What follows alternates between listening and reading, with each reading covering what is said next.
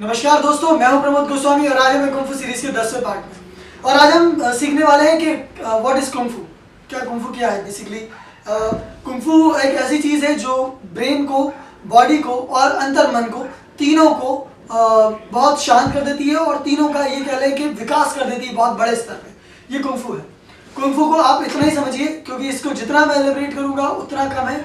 ये बहुत बड़ा समुद्र है और उस समुद्र का एक बूंद का 1000वां हिस्सा हूं मैं। तो आप अंदाजा लगाइए कि कितना बड़ा है कुंग फू। तो अभी आपको अगर स्टार्ट करना हो कुंग फू कैसे शुरू करें, तो उसके लिए कुछ लोग बोलते हैं कि बेसिक में कुछ और मार्शल आर्ट स्टार्ट करना होगा, उसके बाद कुछ सालों बाद जाके आपको कुंग फू स्टार्ट करना चाहिए। नहीं, आप डे 1 से कुंग फू स्टार्ट कर सकते हैं और कुंग फू के अंदर आने वाले स्टाइल्स को कब सीख सकते हैं? डे 1 से आप कोई भी स्टाइल सीख सकते हैं, वो स्नैक स्टाइल हो, वो ईगल स्टाइल हो, वो टाइगर स्टाइल हो, वो कैट स्टाइल हो, कोई सा भी स्टाइल हो, आप डे 1 से स्टार्ट कर सकते हैं। आपको नहीं जाने की जरूरत है, 3 साल तक प्रैक्टिस करने की जरूरत नहीं है। डे 1 से आप स्टार्ट कर सकते हैं। उसे कैसे स्टार्ट कर सकते हैं आइए सीखते हैं। स्टार्ट करते हैं बेसिक्स से और शुरू करते हैं स्टांसेस से। तो ये है 20 स्टांस। इस स्टांस का यूज क्या है? जब हम दौड़ लगा के थक जाते हैं तो हमें ब्रीथ इन करना है और एक्सेल करना है। इसे रिलैक्स कहते हैं, कुंग फू रिलैक्स 1। तो इस रिलैक्स 1 में क्या करते हैं हम? हमारे लंग्स बहुत ज़्यादा फूलने लगते हैं, तेजी से बहुत ज़्यादा सांस भरने लगते हैं, ऐसा होने लगता है। तो सांस पे नियंत्रण के लिए बहुत सारी सांस लेते हैं, पूरी बॉडी सब लॉक होता है एंड एक्सेलेशन। हाथ पूरे बहुत पत्थर की तरह स्ट्रांग होंगे, स्ट्रिप्ड होंगे, लॉक्ड होंगे और मुंह से कोर को स्ट्रांग रख के सांस बाहर निकालेंगे। ये होता है रिलैक्स 1। इसका इस्तेमाल 20 स्टांस का यहाँ होता है और खड़े होकर वार्म अप करने में इसका इस्तेमाल किया जाता है। चलिए चलते हैं स्टांस नंबर 2 की तरफ। स्टांस नंबर 2 है हॉर्स स्टांस। ब्रीथ इन।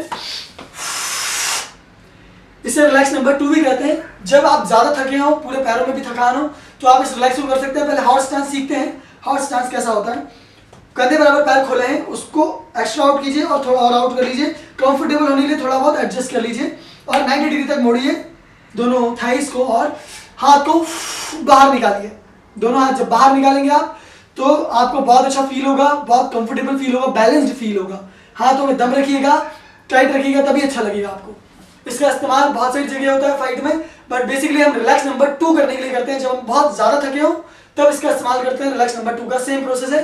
सांस अंदर लेनी है, इसको दोनों हाथों को ऐसे गले लगाते हैं, जैसे फ्रेंड को, मित्र को ऐसे गले लगाना है हवा को, और हाथ यहाँ आ जाता है पूरा, और पैर खोलते हैं कंधे से ज्यादा। हॉर्स स्टांस में जितना हमने नापा था उतना ही। एक अंदाजा लगा लीजिए कि कितना पैर खोलने पे हॉर्स स्टांस के जितना पैर चला जाता है। एंड देन वहां पे हाथ बाहर कीजिए, अंगूठा हमेशा अंदर रखना है पाम का।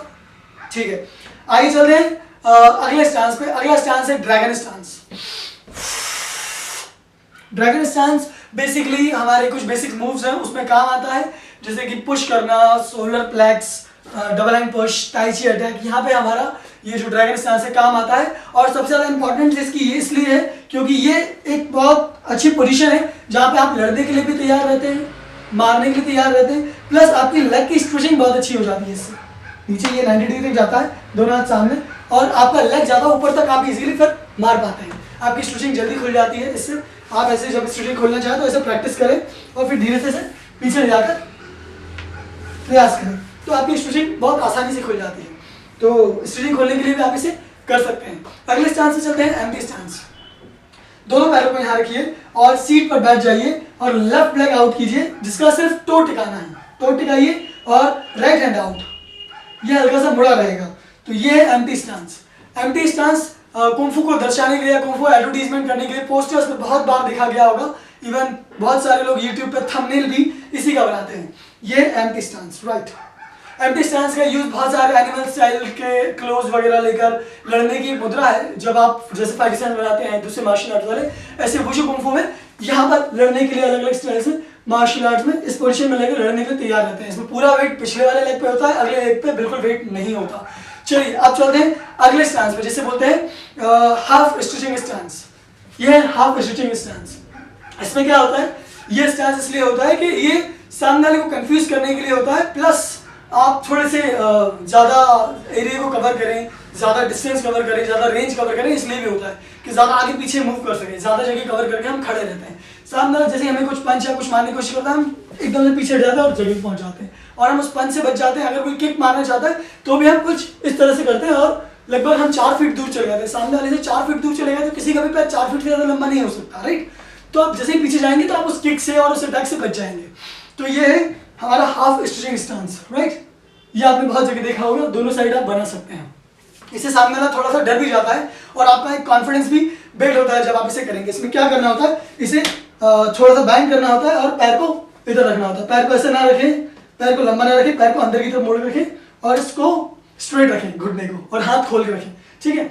तो ये था साइड स्ट्रेचिंग स्टांस। अब चलते हैं हाफ स्ट्रेचिंग स्टांस के लोअर लेवल पे, है ना। तो उसमें क्या करना है, पूरा नीचे बैठ जाना है। एक वो होता है, एक्सरसाइज होती है जो हमने देखी है, बेसिकली स्ट्रेचिंग खोलने के लिए लोग करते हैं और थाइस के लिए करते हैं। उसी में जाकर सेट होना है एक साइड और उसमें हैंड्स को आउट करना है, राइट। ये साइड स्ट्रेचिंग स्टांस का lower level, half stretching stance भी कहते हैं इसे, ठीक है। आप हो जाइए।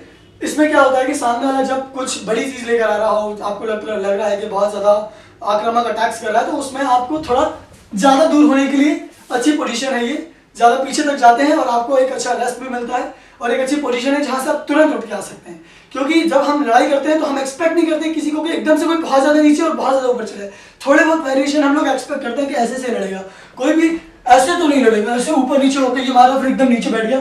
तो जैसे ही हम ज्यादा बड़े वेरिएशंस लाते हैं फाइट के अंदर, सामने वाला तेजी से कंफ्यूज होता है और हमारे जो जीतने के चांसेस हैं वो ज्यादा बढ़ जाते हैं। चलते हैं अगले स्टांस की तरफ, वो होता है रेस्ट स्टांस। ऐसे खड़े हो जाइए, कंधे बराबर, पैर खोल लीजिए, V stance and 90 degree turn लेना है। ये यहाँ से लेके यहाँ तक 90 डिग्री का टर्न लूंगा एंड देन रेस्ट करूंगा पिछले वाले लेग पे, ठीक है। यहाँ से देखिए 90 डिग्री टर्न लेके मैं पिछले वाले एंकल पे बैठ गया हूँ, अगले वाले एंकल पे मेरा घुटना टिका हुआ एंड देन पॉज। ये रेस्ट स्टांस 1। आते हैं रेस्ट स्टांस। ये रेस्ट स्टांस क्या होता है मैं बताऊंगा। रेस्ट स्टांस 2 भी सीख लेते हैं हम लोग। टर्न लिया ज्यादा and then out, rest stance 2। ज्यादा बैठ गए हम लोग, इसमें पूरा हिप्स वगैरह सब टिके हुए हैं और ready to attack, right. Again एक बार फिर से करते हैं, रेस्ट स्टांस 2, राइट। मारने के लिए तैयार, लड़ने के लिए तैयार। सामने वाले को लगेगा कि यार ये तो बैठा हुआ है, बट हम लोग मार सकते हैं उस वक्त और हम लोग डिफेंस की मुद्रा में ही रहते हैं। रेस्ट स्टांस इसलिए होता है कि जब भी आप लड़ते लड़ते थक जाएं और बहुत ज्यादा लंबी फाइट चल रही है तो आपको बैठने के लिए एक पोजीशन मिल जाती है और सामने वाले को लगता है कि थक के बैठ गया है और जैसे ही वो बैठ गया वो हमारे पास आता है, इस धोखे में वो रहता है कि सामने वाले को बैठा हुआ है और हम उसी का फायदा उठाकर उसे मार देते हैं। बेसिक रेस्ट स्टांस मैंने बताया था आपको, रेस्ट स्टांस 1। यहाँ पर पिछले में हम लोग जमीन से टिके हुए नहीं, सिर्फ पैर टिके हुए हैं जमीन पर। यहाँ से तुरंत उठ के तुरंत मार सकते हैं। बिल्कुल उतना ही टाइम लगता है जितना खड़े खड़े लगता है, उतना ही टाइम लगता है। तो ये कंफ्यूज करने के लिए रहता है और बहुत यूनिक स्टांस है, अलग अलग एनिमल्स इसमें से यूज करते हैं। चलते हैं अगले स्टांस की तरफ। हमारा अगला स्टांस है ड्रंकन स्टाइल स्टांस।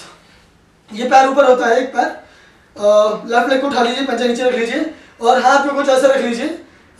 फिक्स नहीं है कोई, ऐसा रखना है ऐसा रखना है, बस आप ढीले पूले रहने की एक्टिंग कीजिए, है ना।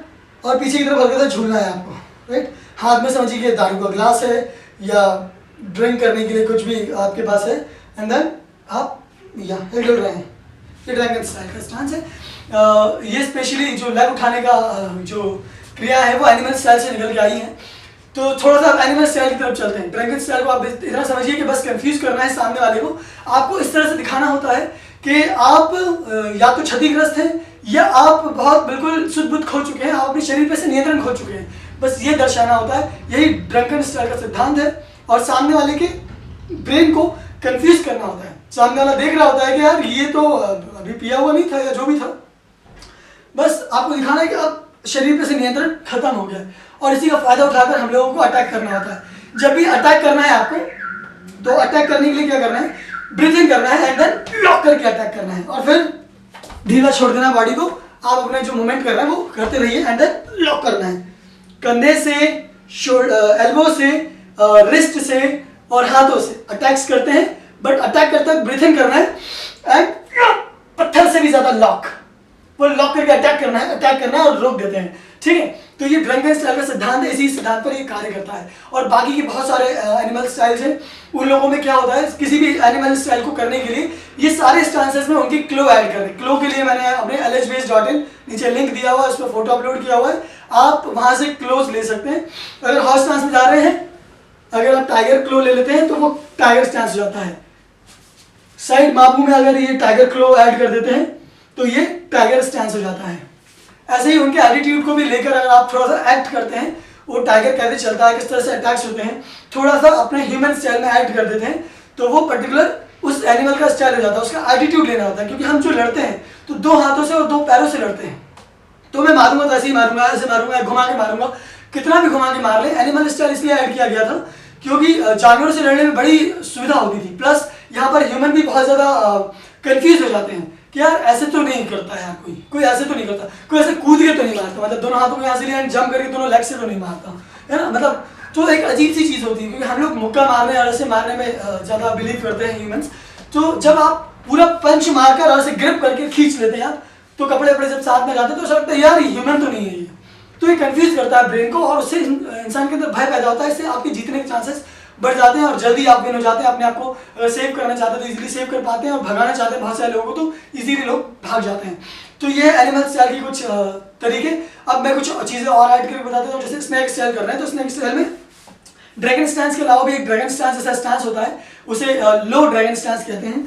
उसमें एंकल उठ जाता है और राइट थोड़ा सा मूवमेंट रहता है। तो ये स्नैक स्टाइल में यूज होता है। यप, ये स्नैक को हमेशा खोल के रखते हैं किलो को। मैं थोड़ा सा स्टांस बता रहा था, इस वजह से मेरा पंच बनता। हमेशा स्नैक स्टाइल में अंगूठे यहाँ रखें और सामने की तरफ फिंगर्स रखें, सामने की तरफ अटैक करने के लिए रहे, और हाथ को खोल लें इस तरह से, और रेडी टू अटैक, राइट। ये मैं किसी भी मोमेंट में जाऊं और अगर मैंने ये क्लो बना रखा है तो ये पर्टिकुलर एनिमल का स्नैक का स्टाइल चल रहा है। अगर मैं यही चीज अगर टाइगर के साथ करूं तो ये टाइगर स्टाइल है, राइट। सारे मूवमेंट है वो टाइगर के हैं, राइट। ऐसे करके अगर मैं ईगल कर लूं, ईगल का एक स्टांस है, ये पैर यहाँ रखते हैं, ये बैलेंस के लिए और पावर के लिए, थाइस पावर के लिए बहुत अच्छा है।